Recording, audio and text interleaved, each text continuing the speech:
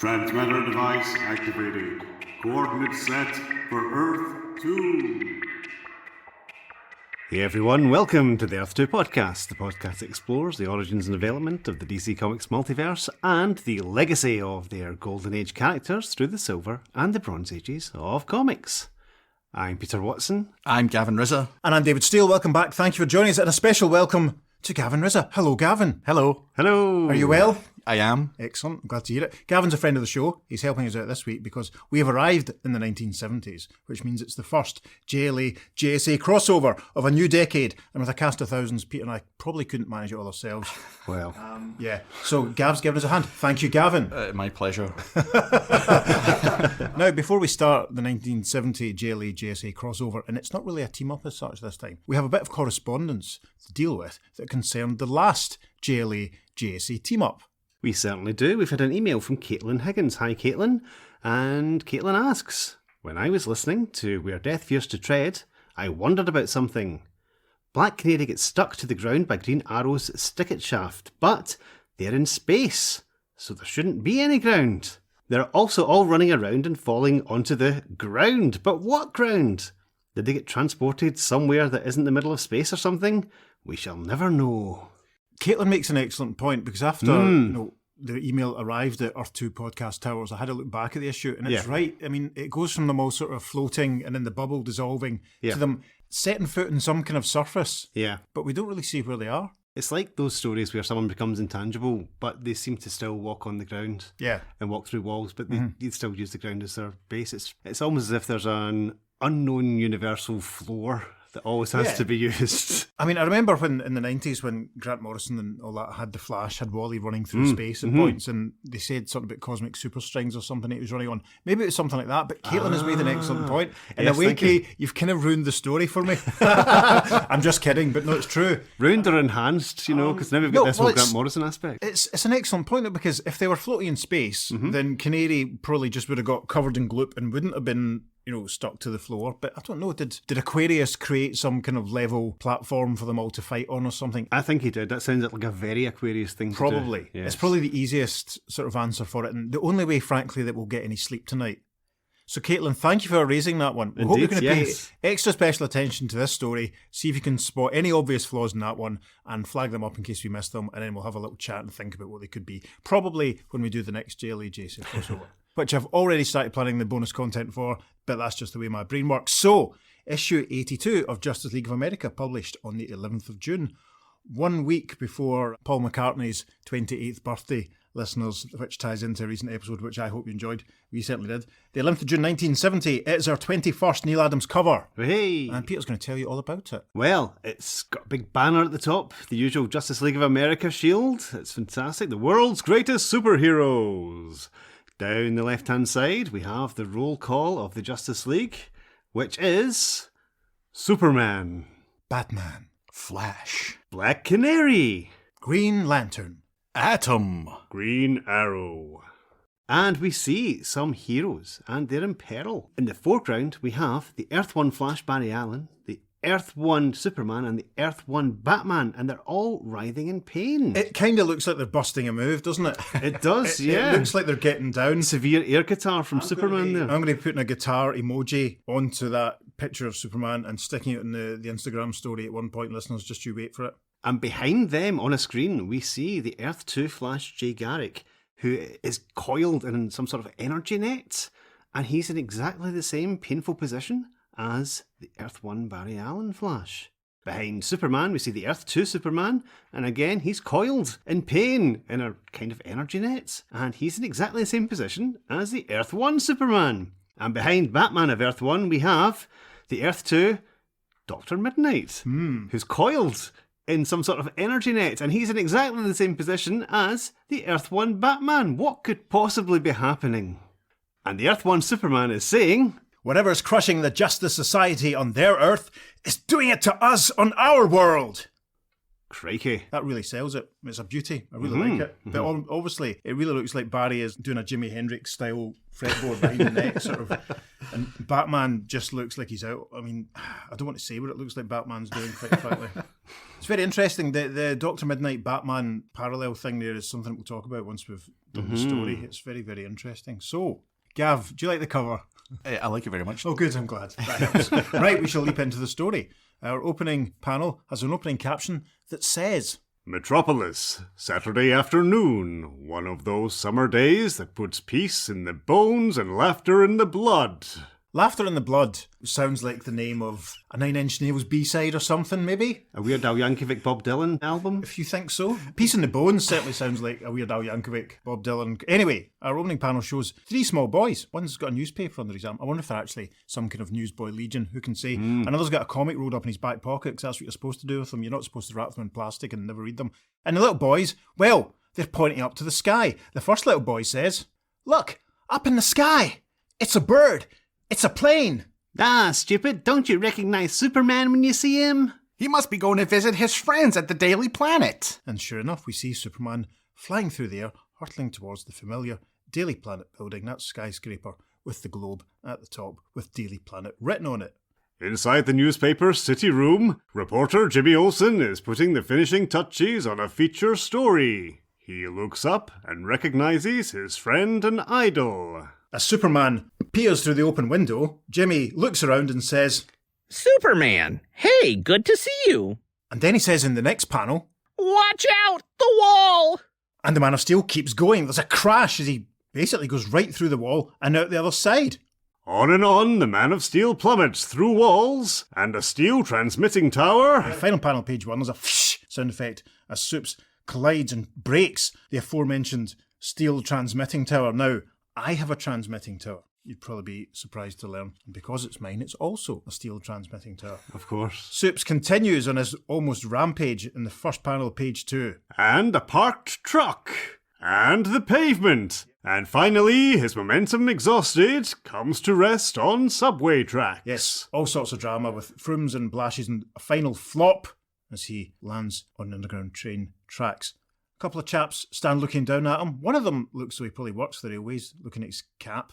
He says, "Great. Is he sick or something?" "I don't know. We better contact the Justice League. Fast!" In the foreground of that panel, we see Supes lying, seemingly unconscious. Within minutes, a message is broadcast to a satellite circling in fixed orbit 22,300 miles above the United States, the home of the far-famed Justice League. And this is the grim beginning of an adventure that will span universes and endanger the human race. The whole of the human race. People of two worlds know that your like may soon be gone unless the mighty Federation of Heroes can conquer the Peril of the Paired Planets. Amazing. Tiny captions tell us the stories by Denny O'Neil with art by Dick Dillon and Joe Giella. We arrive at the top of page 3. Barely an hour after Superman's sudden inexplicable plunge, his co-Justice Leaguers Hawkman and Flash carry his limp form to a hidden Thanagarian relativity beam unit. And a full moon looms in the background as we see Hawkman and the Flash carrying Superman across the rooftop towards the aforementioned transmat, which whisks him to the orbiting JLA command post. Then, in the central laboratory... Supes is stretched out on a very fancy-looking electronic sort of table. The Flash, Hawkman and Batman stand around him. The Atom stands on top of the machinery, a bit more close to the prone Man of Steel. The Flash says, "Not a trace of kryptonite. Any sign of organic disorder, Adam?" "All systems read 0, Flash," If that's so, we should be able to revive him. says Hawkman. Batman says, But we can't. We've eliminated kryptonite as a cause of Superman's sudden sickness, and he's not near a red sun. Those are the only natural things that could affect him. Therefore, by simple process of elimination, he was struck by the supernatural. Magic. "Oh, come on, Batman," says the Atom. "Magic? That's not exactly probable." Not probable, perhaps, but certainly possible. Remember, just about a year ago, we tangled with the chthonic demons. And a footnote reminds us of issue 72 of JLA, which I don't think we read, did we? Nope. That's all right then. Listeners, if you feel inclined, you can go and look it up. Batman continues in the final panel of page 3. And there was And he suddenly stops. He raises his hands almost up to his throat. His mouth's wide open. He looks like he's being choked. Hawkman says, Batman, what's wrong? and the Atom chimes in with, looks like he's strangling. First panel of page 4, Hawkman and the Flash lift Batman's prone body and lay him down beside Superman as the Atom says, get him on the table, quick. I'll energise the bioanalyzer. So Batman's all hooked up to the machine. In the next panel, Ray's looking at the readings and he says, respiration and metabolism near minimum, No external wounds. says the Flash. And no evidence of poisons, Says Hawkman. In the next panel, the Atom continues, first Superman, now Batman. What the devil is going on? Maybe Batman's razor-sharp logic could have made sense of it. Yes, maybe, but let's face it, this is beyond the three of us. With Batman and Superman disabled, we need help. All we can get. I'm contacting Green Lantern, Green Arrow, Black Canary, cancelling their leaves of absence immediately. And we see Hawkman crossing to a fancy microphone on the equipment desk beside him. He's operating a switch, and a footnote tells us, the reasons for the trio's absences have been related memorably in the July 1970 issue of Green Lantern. which issue's that then? I don't know. That's the start of Hard Travelling Heroes, yes. Interesting. And Hawkman says, as he leans into the microphone in the final panel of page 4, I only pray that they can come up with an answer. Hawkman's prayers are in vain, for the answer he seeks lies a universe away, on an alternate plane of existence, in the reality where superheroes are joined as the Justice Society of America. excellent panel showing a globe of the Earth. Radiant glow all around it. It's very, very effective. It would have been nicer if there had been two Earths side by side. Maybe we'll get something similar later in the story. Who can say? The captioning continues. Twin Earths, twin galaxies, twin realities occupying the same physical space, yet separated by a gulf more vast than mere distance. Each atom and electron, each proton and neutron vibrates in harmony with eternal cosmic rhythm, and although the evolution of the twin universes is merely parallel, they vibrate differently. Thus, time is slower on Earth 2, and its inhabitants will reach mankind's ultimate destiny, or ultimate doom, 20 years later than the creatures of Earth 1. That's very specific, isn't it?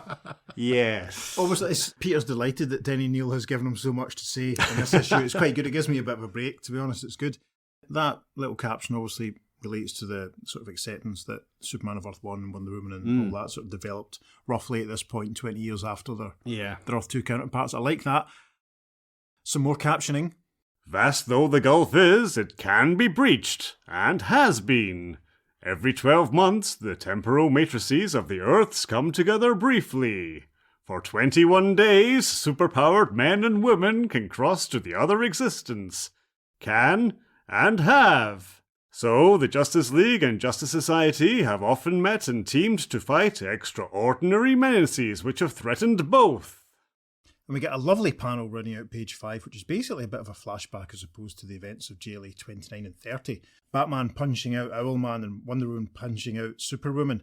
And a few other heroes hanging around who I'm not sure were actually in that story. In the background we can see Hal Jordan's Green Lantern and Starman flying along with Superman and Dr. Fate. We also see Hawkman, the Barry Allen Flash, Alan Scott Green Lantern, Dr. Midnight and Hourman. I'm not sure they were all in 29 and 30. Not but I all. can't quite remember. No. It's so long since we did that one now, actually. Very true. Yeah, because it was on Time Hop the other day. It was 2 years when we took the photograph of us wearing the power rings. Gasp. So that's nice, isn't it? There's a bit of bonus content for you listeners.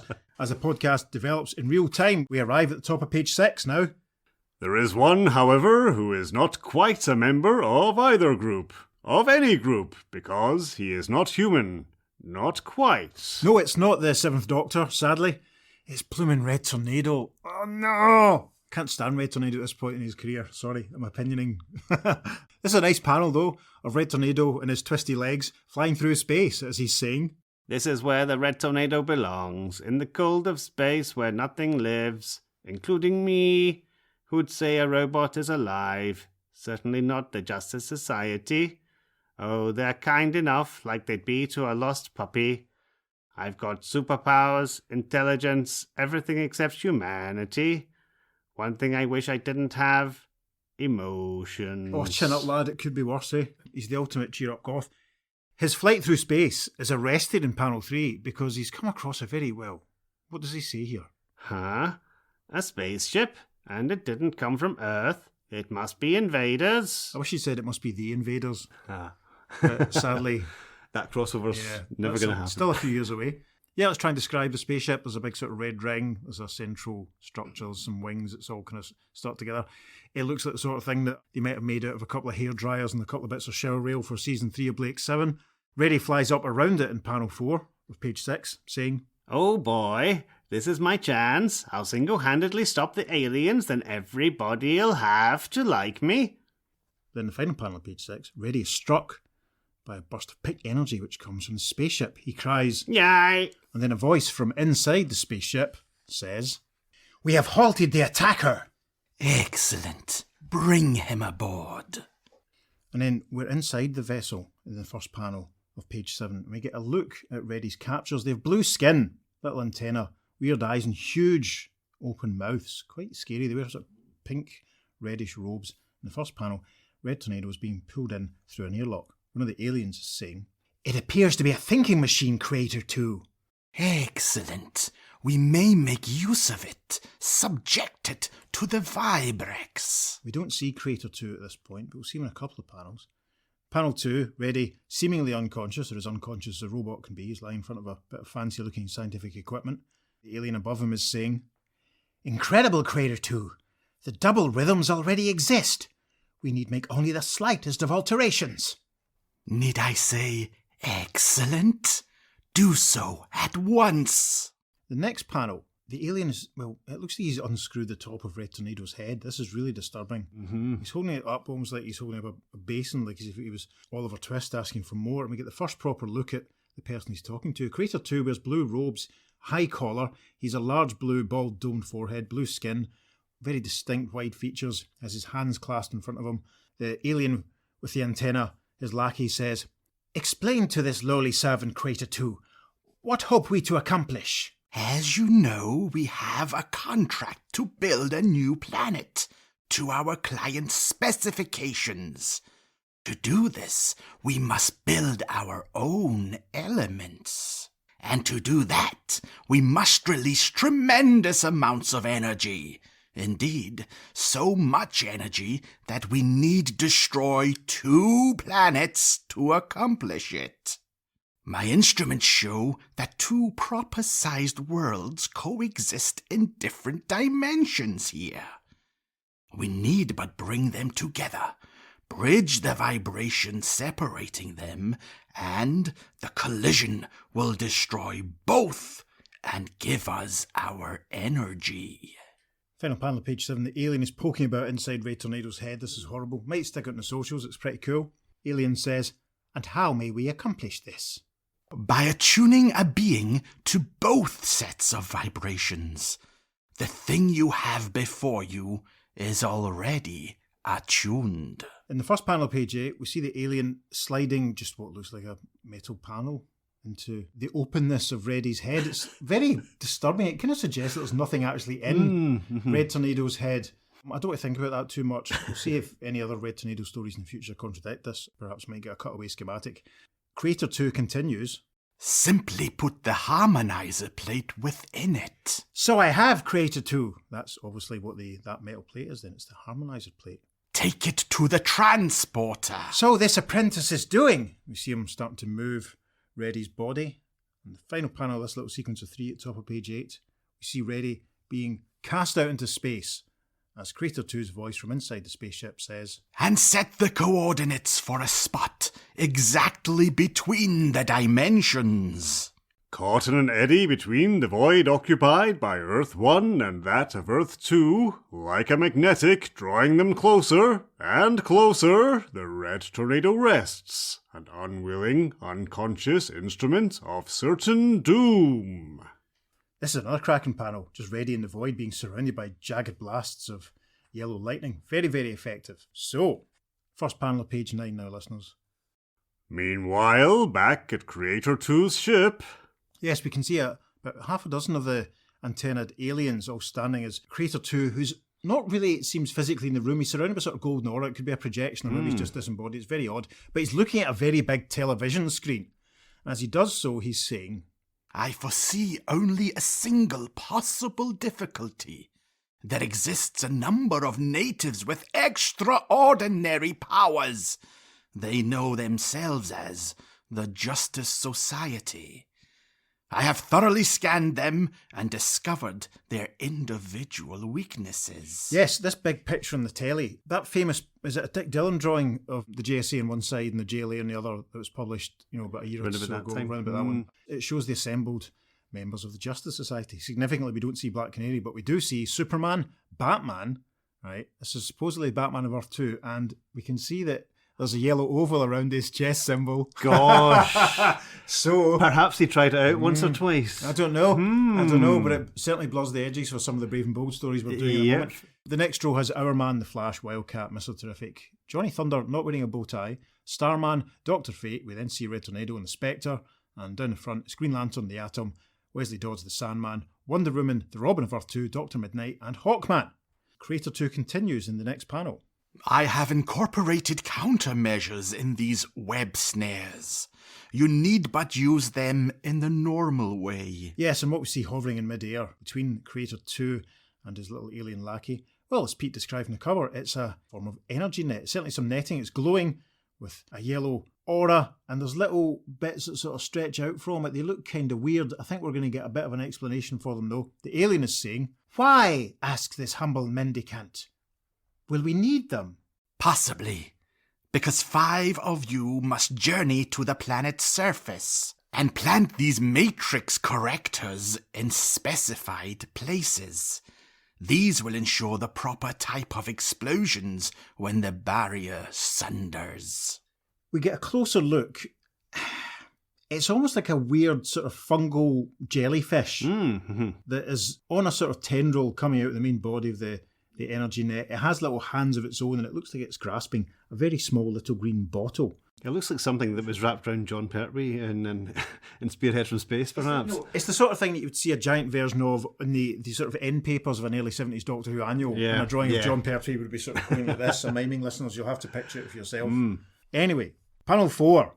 The 5 tasked alien lackeys are flying from the spaceship, each bearing one of the energy nets. And Creator 2's voice comes from inside, saying, "Go now, faithful and goodly workers, and speed you well." Even as the aliens swoop into the night sky, Superman, bearing the mysterious Dr. Midnight, hurls toward the metropolis of Earth 2. This is a great panel. I wish we saw more images of superheroes on the commute.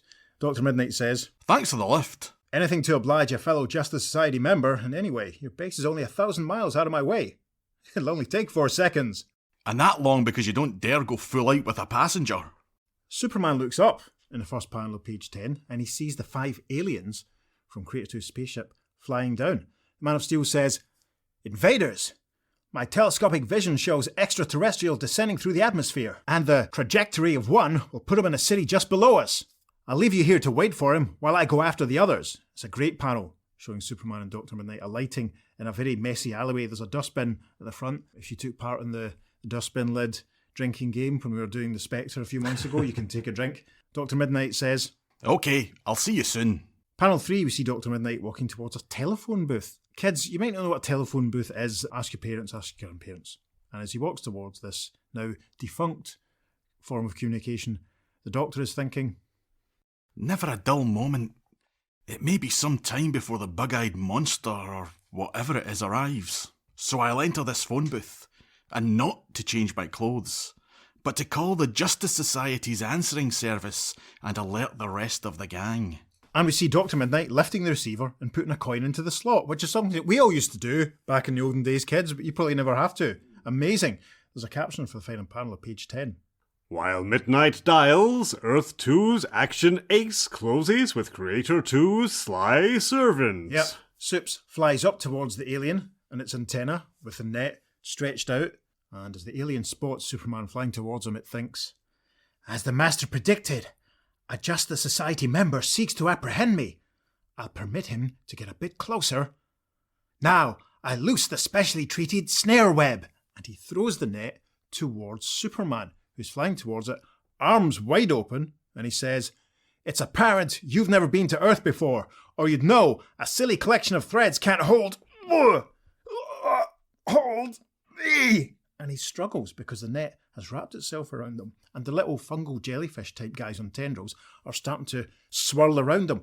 And as a golden flash, as the energy net surrounds Superman, and drops like a stone. yeah, we see him plummeting earthwards in the next panel. And then in the next panel, we see it's completely crashed into the pavement. There's a sign in a building behind him that says Ard Company. I'm not sure what that means. But this panel is sort of split in two. We see the Superman of Earth 2 lying flat on the pavement, as I've just described, but then we also see the Superman of Earth 1 lying on the subway tracks like we saw earlier in the episode. And a big caption splits this and says, Already the barriers between the worlds are crumbling, and an event unforeseen by Creator 2 occurs. Earth 1 Superman suffers exactly the same fate as his Earth 2 counterparts. Thus, his sudden sickness is explained to us, but not to his worried companions. We arrive at the top of page 12. Several hundred miles away, Dr. Midnight watches another extraterrestrial ease to the filthy asphalt of a back street alleyway. Yes, a bit disturbing to find that after he's used the phone box, Dr. Midnight has gone back into the alleyway. I'm not going to speculate on what he's doing there, why he's hanging around alleyways in the middle of the night, who can say. But he does see the alien alighting, and he thinks, Superman called it exactly. There's my new playmate. He doesn't look tough, but we'll see. The next panel, Dr. Midnight has walked up behind the alien, put his hand on his shoulder, kind of friendly like, and he says, Pardon me, you've hopefully come on a peaceful mission, and I'll be happy to release you as soon as you explain. But the alien turns on Dr. Midnight with a zock, punches at him, sending the doc falling backwards. Dr. Midnight thinks, So, he isn't peaceful. Fortunately, he isn't rugged either. Not a bad punch. About as good as a Golden Glover's second best haymaker. A Golden Glover's second best haymaker, that definitely sounds like a Springsteen B-side, doesn't it? Yep. It's like some kind of metaphor for the collapse of the Midwest industrial section. I don't know. Definitely. Your thoughts may vary. Dr. Midnight retaliates. I'm loving this. It's very rare that we get Dr. Midnight in action. So this is pretty cool. He has to sell those action figures somehow. Exactly. Chuck kind of fights back in the next panel with a fantastic pnsh sound effect. He sends the alien flying into some more dustbins. Take a drink. There's a clang as the lids go flying. Take another drink. And as the alien goes down, Dr. Midnight thinks, I'm somewhat advanced for the amateur class, though. Continuing the boxing chat, the alien seems to be slightly recovered in the final panel of page 12. Dr. Midnight stands over him saying, You're down, and I'll be delighted to put you out, if you insist. The alien, with its net casually prepared out of Dr. Midnight's line of sight, thinks, My Lord Creator 2 programmed my web snare for these annoying natives, as the braggart shall soon learn. And he hurls the net towards Dr. Midnight in the first panel of page 13. Dr. Midnight says, How? And he stumbles backwards thinking, I've been suckered good. I can see perfectly in the dark. My eyes are natural infrared lenses. And with my goggles, I can see in normal light. Panel 2 shows the net colliding with Dr. Midnight, starting to wrap itself around them, and the little fungoid tendril guys are looming as well. Chuck continues to think, But that thing's radiating ultraviolet, blinding me, and wrapping itself around my windpipe. And he falls backwards in panel 3, colliding with a couple of dustbins. Take a drink, listeners. Can't breathe. Can't stay conscious. Page 13 is rounded out by two panels, split down the middle by a wiggly caption. We see Dr. Midnight collapse backwards in the act of trying to remove the net from round his neck, and we see Batman in a similar pose, and the caption says, Again it happens. Dr. Midnight's closest Earth 1 equivalent, the Batman, falls victim to the unseen grip of the snare net. Dr. Midnight's closest Earth 1 equivalent sounds like the name of a craft beer, doesn't it? Alright, is it the usual? Yeah, give us a pint of Dr. Midnight's closest Earth 1 equivalent. That's the Earth 2 Sgt. Pepper's Lonely Hearts Yes, Club Band it is. title. I could talk for hours about the Batman Dr. Midnight thing, but we'll save that for later in the episode. We mention him a lot, but our Twitter pal, Multiverse Historian, I want to know what he thinks about this, frankly. Yeah. So if you're listening, and I wish we knew your real name so we could use it, if you've got any thoughts, any articles about this particular pairing, please share them and we'll retweet them and we can all have a think about it. So, we arrive at top of page 14. Even as the valiant Doctor collapses, however, the Flash blurs onto the scene. Yes! Making his first appearance in what seems like ages, it's only blooming Jason Garrick. Fantastic. Zooming up to this alleyway, he sees Dr. Midnight on his back with the net around his neck, the alien standing over him, a couple of scattered dustbins, take a drink, and as he arrives on the scene, the Mercury helmeted speedster thinks, The answering service said the doc was here, a mere nanosecond trip from my lab. And there he is, being whipped. I'll slow down till I scout the situation. As Doc told the service, an off-worlder. Jay has spotted the blue, weird-faced, and he's got a proper good look at him here. He is grotesque with his antenna and his weird snarling expression and his weird pink cloak.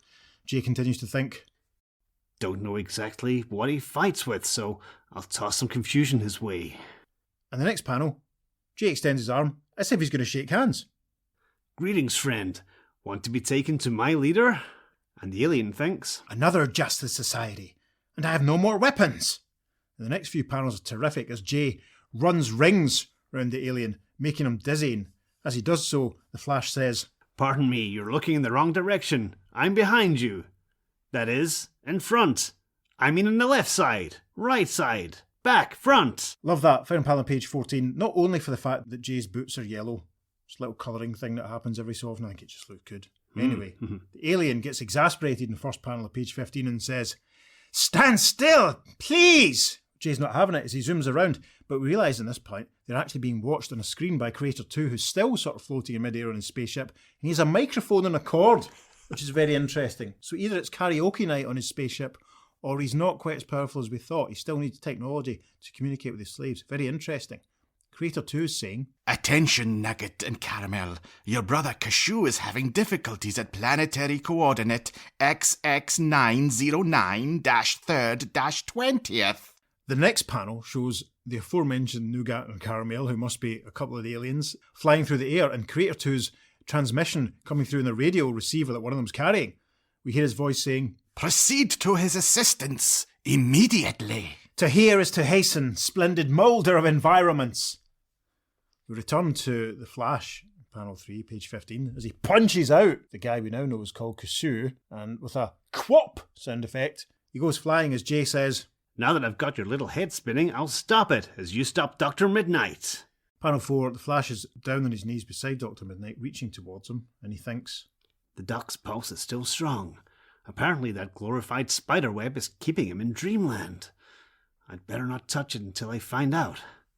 In the background, we see the other two blue aliens arriving, zooming down towards Jay, each of them carrying an energy net. One of them cries, attack! Jay whirls in the next panel thinking, more off-worlders, and they want to do unto me as they did unto Midnight. Indeed, we see one of the aliens unleashing the energy net, and Jay takes to his heels and found a panel on page 15. He runs off with the energy net, following him. Flash is thinking, I'll be darned, the net is chasing me. Okay, I haven't had a real workout in years. First panel of page 16 shows that Jay's actually been chased by two of the energy nets. He thinks, the other net's gotten into the act. If they were alive, I'd say they were trying the old squeeze play. I can't shake them. Jay takes drastic measures in the next panel.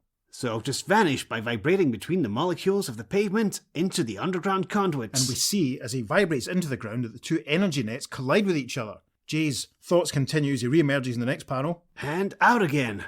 Looks like my would-be captors are all wrapped up in each other. It's a terrible pun, but we see the energy nets down on the ground. He seems to have stopped them so far. He continues to think in the next panel. A bit of hasty wall hopping puts me in range of Pug Ugly's pal. And in a very, to me, it seems Johnny Quick style move, it looks like he's run up the side of the building, using his momentum to hurl himself even further. With a quack, he punches out Mars Bar or Milky Way or whatever he was called. And then Jay thinks, the third one's too high for this stunt. But I have lots more, like, for instance, spinning fast enough to cause a violent downdraft. Should suck him within fist range. But then something odd starts to happen in this panel. Jay starts to turn and twist around to create the downdraft that he's talking about, but then another figure seems to appear through a pink haze beside him. Jay thinks, huh? What now? Some sort of spook forming a spook that looks exactly like the other Flash, only he's half materialized. I wonder if we can communicate. Yeah, sure enough, there's a kind of ghostly version of the Barry Allen Flash taking form in front of Jay. Jay has successfully made it back to the ground in the second panel of page 17 and tries to talk to his Earth 1 equivalent, saying, Flash, Barry Allen, can you hear me? See me? Then he thinks, no answer. Is this a trick or an hallucination? Jay hasn't been paying attention. A caption says, so engrossed is the Scarlet Speedster that he does not see the snares untangle and glide swiftly toward him. Until... Yep, the energy nets with their weird fungal tendril guys have caught up with Jay and started to wrap themselves around him. He thinks, "They got me. Can't loosen them." As the strands tighten, the air around the struggling hero shimmers, and all colour drains from him. see Jay struggling with the energy nets, and the caption continues, Exactly as it drains from his otherworldly alter ego. and we see the Flash of Earth 1 reacting similarly. And then the final caption for page 17 says, And, with the same dire result. Barry turns a funny colour and pitches forward. Pages 18 and 19 are definitely going in the socials. It's a big double spread showing at the heart of it Red Tornado, still surrounded by a burst of energy. A caption says, Elsewhere, on both planes of existence, wraith-like figures congeal, shimmer. As the dimensions brush together, people momentarily glimpse duplicate selves they never knew existed. And a fear chilling as a tomb grips them. and we see across the 2 pages 4 vignettes basically sort of repeated. People in payment basically just sort of seeing themselves. There's a woman in green who sees herself with a slightly different haircut. There's a guy in a purple suit who sees a version of himself with a slightly different haircut and moustache and a slightly different shade of suit. There's a guy in a hat in a brown suit seeing a slightly different version of himself. And then there's another guy with swept-back green hair in a blue suit who sees his obvious parallel Earth replica. And then a closing caption on page 19 says, While in the centre of the impending disaster, a motionless red android sleeps and visits destruction upon 5 billion human beings. Yep, the harmonizer plate which they stuck in Red Tornado's head is obviously having the desired effect. We arrive at the top of page 20. The vibration matrices are nearly aligned. Within 24 of the local hours, they will lock. And I shall have the energy release I need with no loss to the civilized universe. Yep, we're back with Crater 2 on his spaceship. He's looking at a screen which has some wibbly-wobbly stuff on it. I don't know if it's supposed to be the 2 Earths being split by a void. It's not very clear. But he has a blue-antennaed lackey with him who says, But the living creatures, oh splendid Creator 2, will not they be lost? Certainly. However, I have studied their history, a chronicle of war, slavery, brutality, ugliness. Surely civilization loses nothing from the destruction of such barbarians. He's got a point, quite frankly. Very moody shot of the Creator 2 there, looking very, very, very scary. Wouldn't want to meet him on a dark night. There's a caption for the next panel. Even as Creator 2 blithely dismisses the whole of humanity, a group of the barbarians meets. Yes, this is a very interesting panel for a couple of reasons. We see the assembled ranks of the Justice Society of America, minus obviously the folk who've been taken out. So I'm going to start going clockwise from the bottom right-hand corner of the panel. We see Dr. Fate, Mr. Terrific, Green Lantern, Wildcat, Our Man, complete with his back to us, what's supposed to be the Atom, but he's been miscoloured as Starman, Hawkman, wearing his sort of yellow cowl helmet with no wings. Am I right in thinking this is the proper debut of the Earth 2 Batman? Actually, it's the first time we've seen him in the JLA-JSA story, isn't it? It's the first time in the JLA-JSA. Because we debated in the Sergeant Rock story Yeah. about, Yeah. and decided it probably was. Okay, so it's the first JLA-JSA. But this is the first contemporary, present-day appearance of the Earth 2 Batman. Interesting. Check your price guides, kids. Sat next to him is the Golden Age Sandman. Standing behind him is Starman. Johnny Thunder's there. So is Wonder Woman. And so is the Spectre. We haven't seen the Spectre for a few weeks. It's nice to have him back. Starman is saying, As I see it, we have 3 problems. Johnny Thunder says, Right on, Starman. We gotta locate Doc Midnight, the Flash-O, and the ever-loving Soupy. Exactly, Johnny Thunder. Dr. Midnight's message sounded urgent, says Wonder Woman. And the Spectre contributes, Then we must battle whatever attacked them and find out the cause of those illusions people are seeing. Dr. Fate replies, One moment, Spectre. Has it occurred to you that the visions may not be illusions? Johnny Thunder replies, Oh, come on, Doc Fate. I mean, what else? That I cannot answer, but we should not dismiss such phenomena without investigation. I like the little halo they've given Dr. Fate there. It makes him look slightly impatient towards Johnny. It's very effective. As Mr. Terrific looks on. Yes, Mr. Terrific is behind Dr. Fate at this point. He looks very serious, doesn't he? He's obviously... He's contemplating his lines for later. He's thinking deep thought. He's thinking, who's going to do my voice in this comic and what kind of accent they're going to give me. He's terrified at the prospect. He's thinking, who's my Earth One equivalent? Yeah, because we never got I don't know. I'm sure that Multiverse Historian, another shout out for him this week. Mm-hmm. I'm sure he has postulated in such things in the past. I'm sure I've read something about a kind of master of all things sort of interesting equivalent. I can't remember who he said. You'll have to tell us again. I wish I knew your name. Anyway, how cool to see Batman and Our Man of Earth 2 together in a story for the first time since one of the early issues of All-Star Comics. Yes. Just saying. Very true. Just Very saying. true. That's the first time we've seen Mr. Terrific with the Batman of Earth 2. Yep. Ever, probably. Yeah, definitely. That's really, really interesting. Mm-hmm. Anyway, panel 2, page 21. Starman's had enough of all this chat. As the other JSAers look on, he flies off, saying, You investigate away. For me, action. I'm going to hunt up our missing pals. a slow dissolve. While in the secret sanctuary of the Justice League. Yeah, we're back on the satellite as Hawkman welcomes Black Canary, Green Arrow, and Green Lantern, safely returned from their sojourn into the real world via Neil Adams and Denny O'Neil. Hawkman is saying as they arrive, What kept you three? I sent for you nearly 6 hours ago. Green Arrow replies, Well, pardon us. Can I do anything to square myself? Brush your wings? Shine your beak? Green Lantern interjects, Save the sarcasm, Green Arrow. We're getting our message by way of the Guardians and Oa these days. It takes a while. Speaking of which, you'd better have a bloody good reason for dragging us up here. This is a very perturbed Arrow, and Hawkman, who's not having any of it, replies, I have, Green Arrow. Superman, Batman, and Flash have been mysteriously struck down. And the Atom continues, And I think I just doped out why.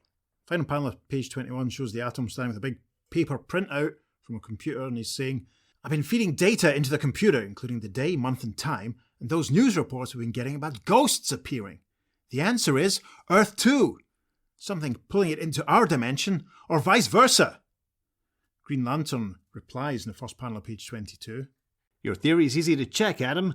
The Guardians temporarily restored my power ring to full strength, so I can cross the gulf and see what's what. Very obliging of the Guardians to completely disregard what's happening in his own book and do whatever is necessary for this Justice League story. Well, Denny's writing both, so it's fine. Yeah, it helps. It's kind of like when they tried to reconcile what was happening in Torchwood with Doctor Who and didn't quite. Anyway, the next few panels show Green Lantern out in space, flying around the satellite, investigating. And as he does all this, pirouetting and tumbling around in space, he thinks, It feels good to do this kind of thing again. Fly through space, command nearly limitless power. The whole superhero bit, but I can't forget that my commitment is to the injustices on Earth. And if I have to pay for that commitment by relinquishing much of my ring's capacity, so be it. This is where the gap between dimensions should be, but it's not. yeah, we see him projecting a big beam from his ring through a sort of purpley pink cloud, but obviously isn't what he's expecting. I can't get through. The force of my power beam is cut into pieces like light in a prism. Yeah, and this is probably the issue that gave Jeff Johns all these ideas, isn't it? We will be. I would have 3 less tattoos if it hadn't happened. Anyway, we see it indeed, as Hal says, his light beam all being filtered out into other colours. He then continues. I can only guess that the dimensions are so close they're touching, and somehow the gap has been plugged. And he thinks that as he flies back towards the satellite. And after Green Lantern tells his story, Back inside the satellite, Hawkman, Canary, Arrow and Green Lantern looking very glum. I must just mention, though, the preceding pages, full advert for a giant life-size moon monster. That and lots of other stuff's free when you join the Monster Fan Club for $1. So there you go. I'd buy that for $1. It's over 6 feet tall. Listeners, did you join the Monster Fan Club? Please write in and let us know. Peter will tell you how to do that later on. So we're back inside the satellite. Everyone's standing in a line. The Atom's standing in front of his printouts again, and he's saying, I've been playing around with the computer readouts, trying to make sense of them. Understand, nobody's written a book yet on this stuff, the effects of dimensions on each other. But if I had to make a stab at an answer, I'd say there's some link between us and Earth 2. In the foreground of panel 2, page 23, we get a close-up of Black Canary looking very, very thoughtful as she says, I don't understand. The Atom continues, With our biggest gun, Superman, out of action, we're in trouble. In fact, the worlds will collide in less than a day. And there's nothing we can do about it except wait for the last big bang. Unless we can find and eliminate the link. Green Arrow says, No way of doing that. But Canary says, But there is. We know where the link is and who. You said it has to be something, or some person common to each Earth, and we all know that only one person qualifies. Myself. I was born on Earth 2, lived there most of my life, but I've been on Earth 1 for almost a year, so my body must be the common factor, Green Arrow says. Do us a favour and stow the nonsense. That's not very nice, is it? The Atom says. Wait, I think she has a point, Hawkman says. Assuming Black Canary is right, what can we do? And we close this issue with a close-up of Black Canary in tears holding her head in her hands as she says, Isn't that obvious? I must cease to exist. I must die.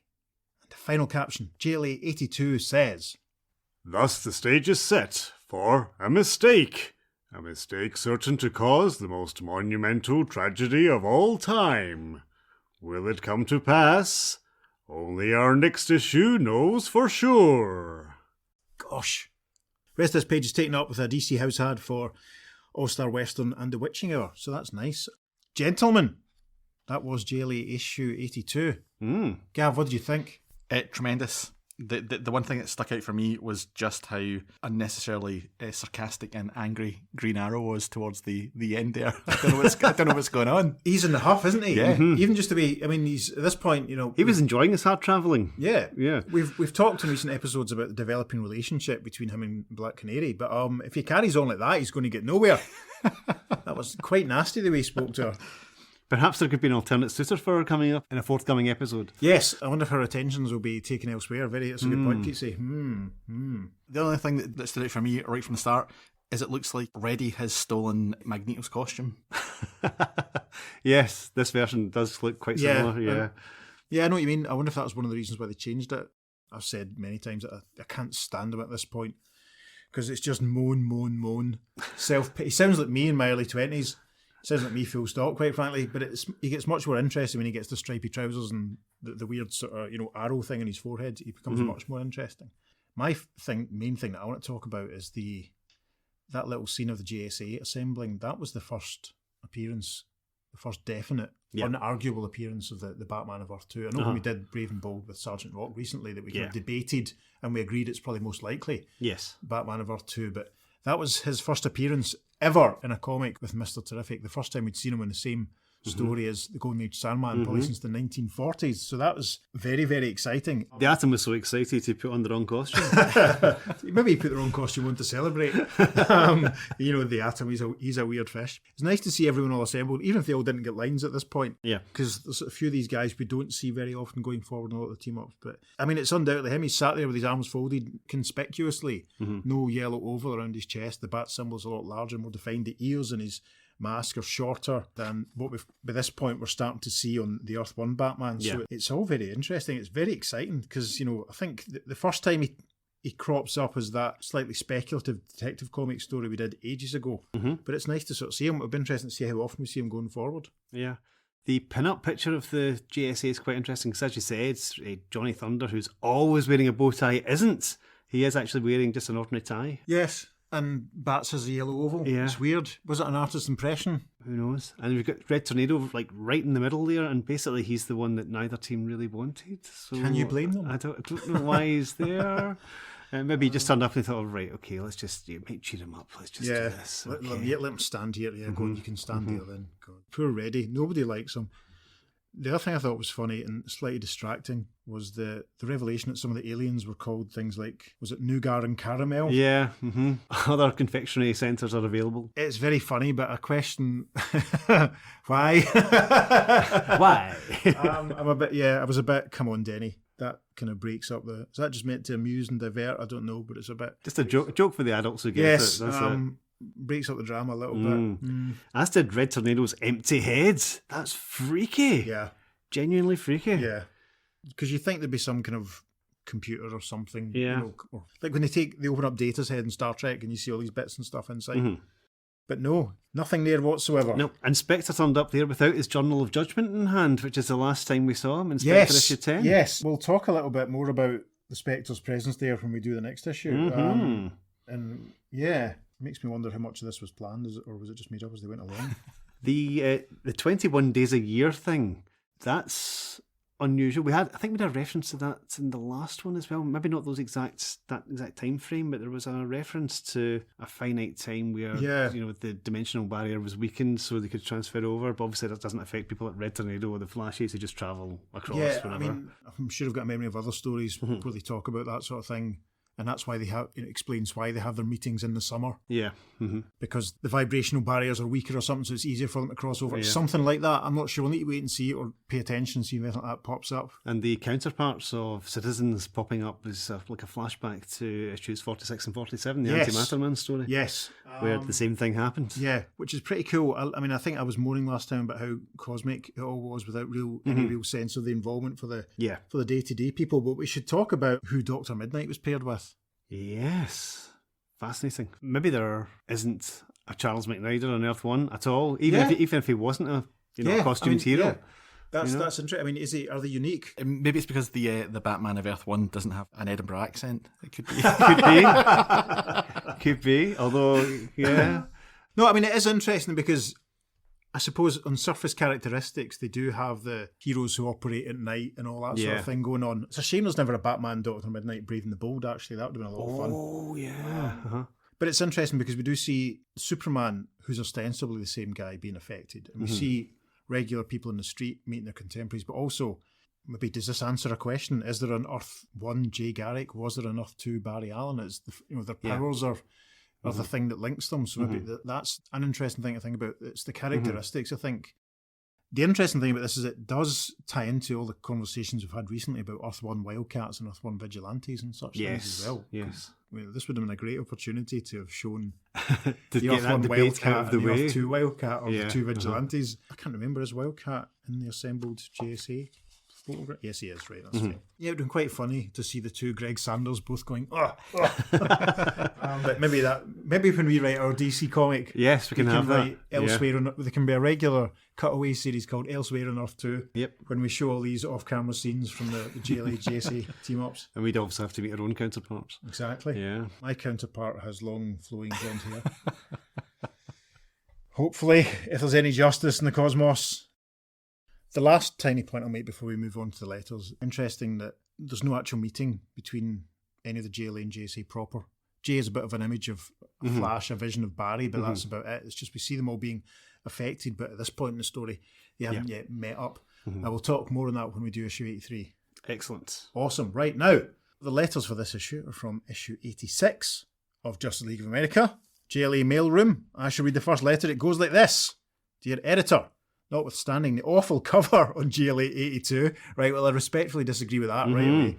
Only Murphy Anderson seems to adequately fill a cover illustration of such small proportions. They're talking about the box thing, aren't they? Of course. They're not liking that. The umpteenth Justice League Justice Society extravaganza was greatly handled.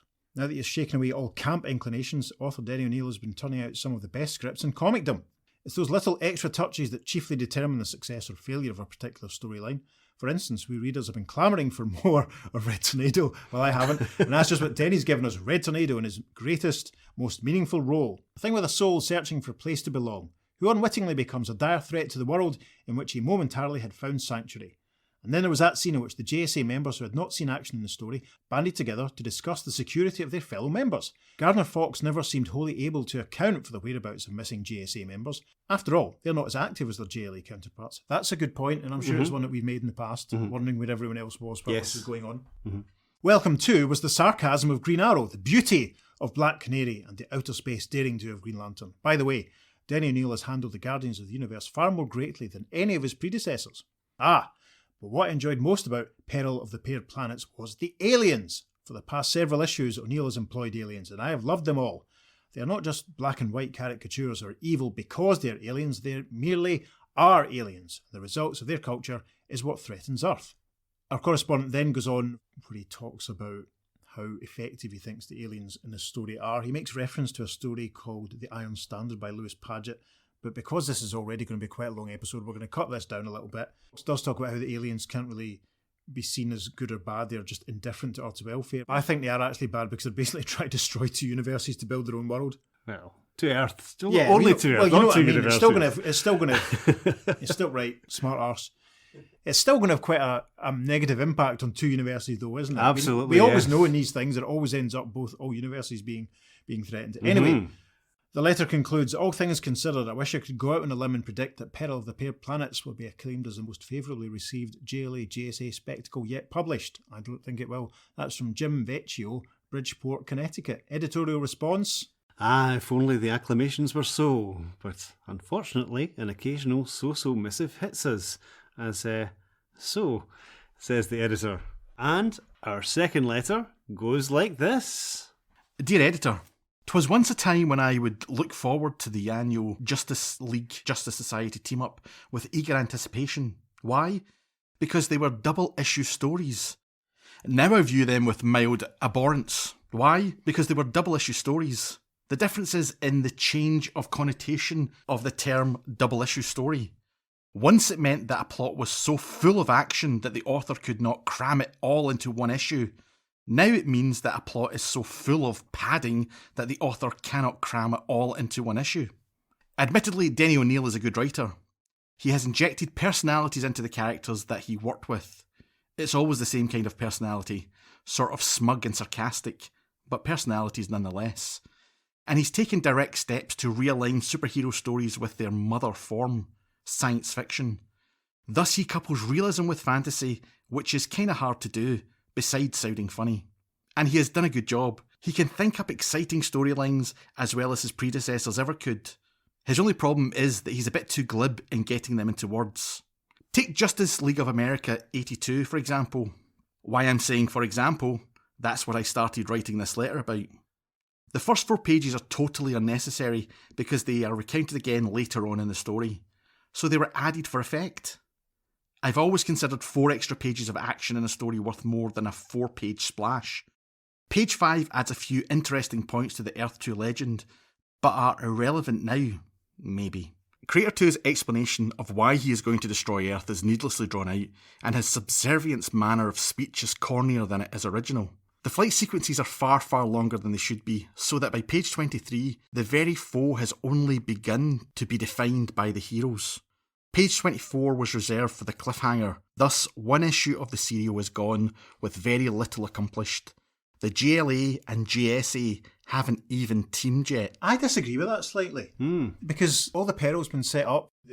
The inter-Earth threat is there by all the normal, regular people in the street seeing each other. Definitely, 3 of the JSA have been taken out. The whole other team's assembled to do this. Building up the drama nicely. Yeah, I think I would refute some A of slow that. build, yeah. Anyway. Now a few words about the brighter side.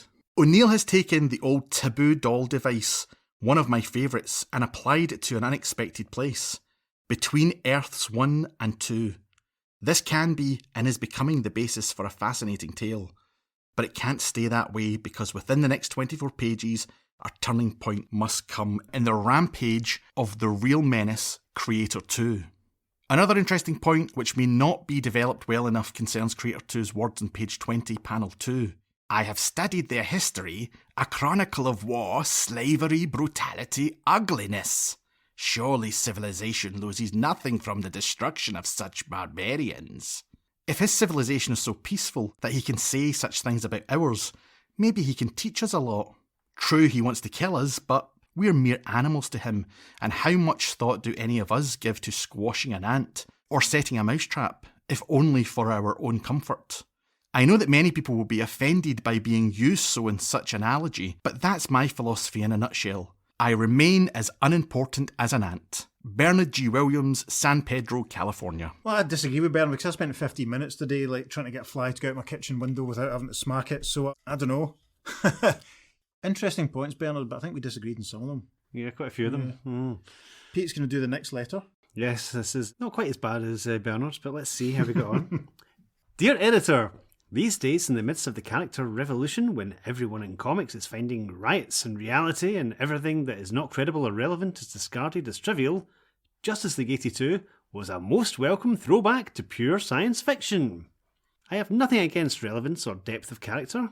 The recent JLA 2-parter about pollution was well handled, especially by the Earth 2 podcast. It certainly was. Yes, and made for a most exciting story. And the reality of America's intolerance combines with hip-talking heroes to make the Green Lantern Green Arrow perhaps the most exciting comic magazine on the market.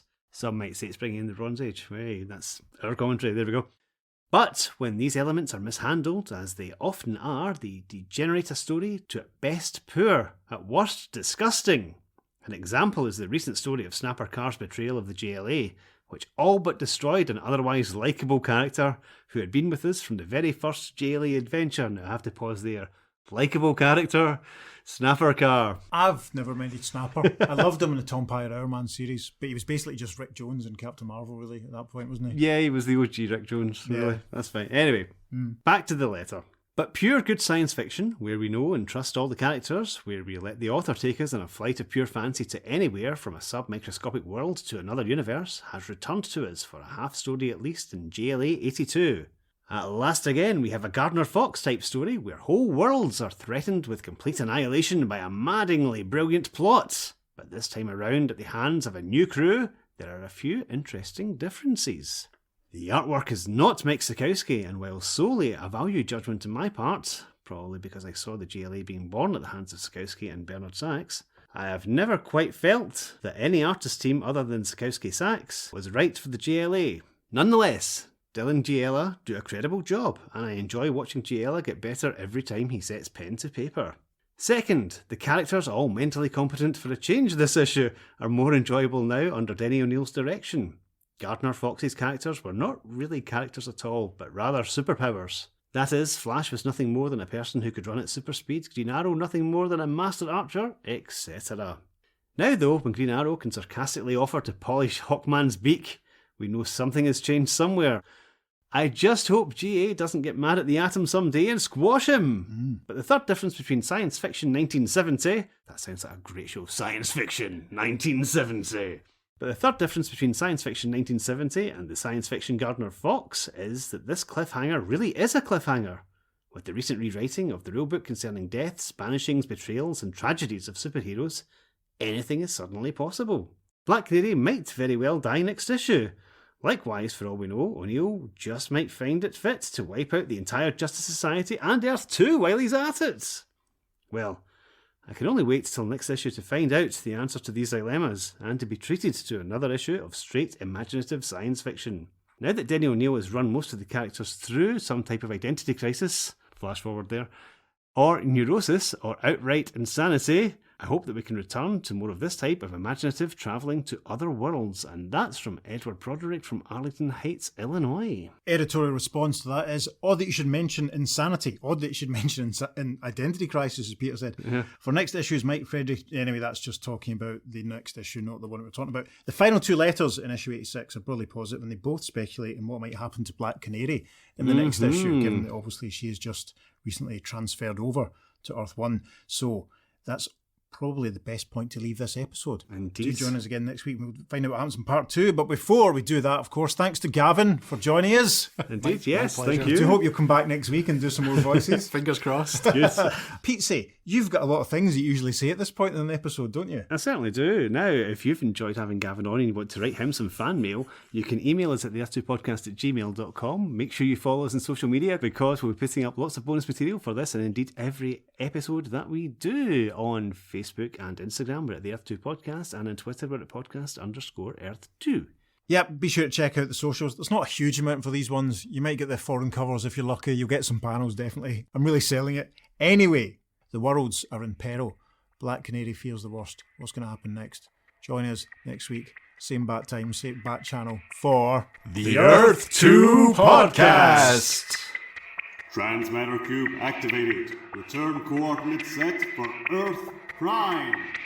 A couple of chaps stand looking down at him. One of them looks so he probably works the railways, looking at his cap. He says, Cripes! Is he sick or something? could you make him American? Why he was Scottish? Think American blue collar. I was thinking American, that's the problem. Here we go. There is one, however, who is not quite a member of either group. Of either group. Of either group. Sorry, Let's call the whole thing off. Thrumble nose. Sorry, I was doing absolutely there.